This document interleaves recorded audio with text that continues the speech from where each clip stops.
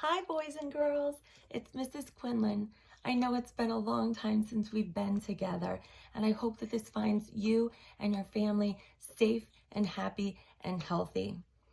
I've missed reading with you guys so much, but I have a big surprise for you. So to help your teachers out, I get to do a read aloud with you once a week. So today, we're going to read a story called The Best Story, and it's written by Eileen Spinelli and illustrated by Ann Wilsdorf. So I'm going to tell you a little bit about this story first before we begin reading. The Red Brick Library was having a contest. Write the best story and win first prize. When this girl sees that sign, she just knows she has to win the contest. But what makes the best story? Writing is harder than she thought, but with a little help from her family and friends, this budding author is able to find her own best story. So let's see how she does it. And while we're reading this, boys and girls, think to yourself, what do you think makes the best story to you? The Red Brick Library was having a contest. Write the best story, win first prize. First prize was a ride on the Super Duper Looper roller coaster with author Ann Miles, who wrote The Runaway Roller Coaster. Wow, first prizes don't get any better than that. I ran home, went to my room, shut the door. I sharpened 5 pencils, opened my notebook to a brand new page, and thought. And thought, and thought. And all I could think was this writing stuff was hard and lonely. Maybe I needed a little help. I told my brother Tim about the contest. The best stories, said my brother Tim, have lots of action. Oh. So I wrote a lot of action into my story. I wrote about a bus hurling down the highway with no one at the wheel. That means there was nobody driving the bus. And a pirate, I added a tornado and a great white shark. But the story didn't seem quite right. That's a lot of action going on there. So I asked my dad, and he said, the best stories have plenty of humor. Humor, in case you were wondering, means making people laugh really hard. So I changed the great white shark to a monkey, and I put the monkey at the wheel of the bus, and I turned the tornado into turnips, and I dressed the pirate in polka-dotted pajamas. Oh my goodness, look at all of that silliness. Oh boy. Dad laughed so hard he popped a shirt button. Even so, this story didn't feel quite right either. Along came Aunt Jane. What are you doing? She asked. I'm writing a story, the best story, for a contest at the library. I can win a roller coaster ride with my favorite author. Oh, well then, said Aunt Jane. Here's all you need to know. The best stories are the ones that make people cry.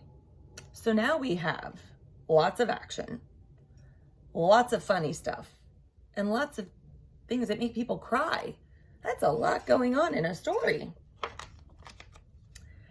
So I gave the bus a flat tire. I sent the monkey to the funeral of his pet goldfish. And I made the pirate chop every one of the turnips that I had turned into onions. Because when you slice onions, boys and girls, and you smell them, it makes you cry. There were lots of tears, but the story still wasn't right. My teenage cousin Annika said, I have news for you. If it's not romantic, it's a loser. Look, she's got all of these hearts on her bedspread and her pillows, and pink fluffy tutus, pictures of princesses and princes.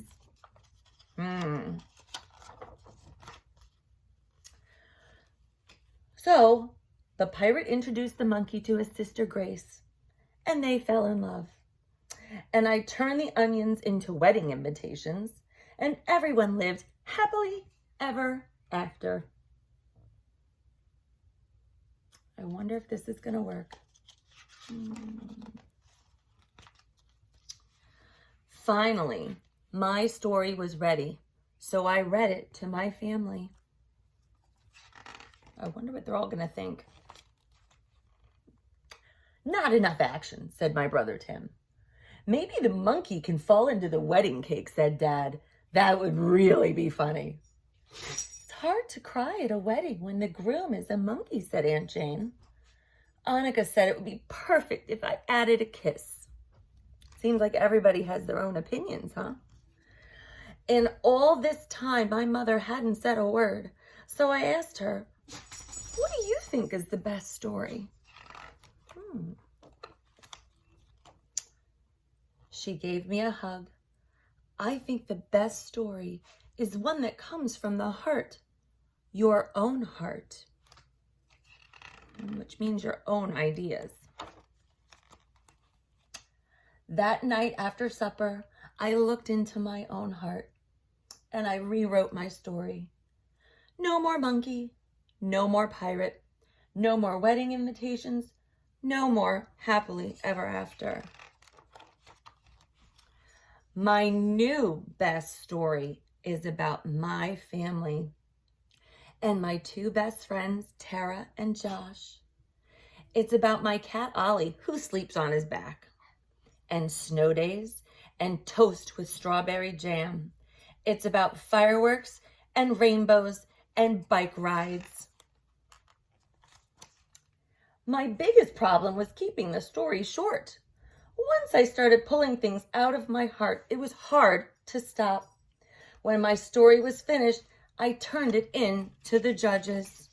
Look, she's so excited. She's turning her story into the judges. Maybe I'll win that roller coaster ride with Ann Miles, and maybe I won't. Either way, I'll be happy. I'll be a winner because the story I wrote is my own, not somebody else's, and that makes it the best. So in the end, boys and girls, coming up with her own ideas and writing about the things that matter to her made her write her own best story.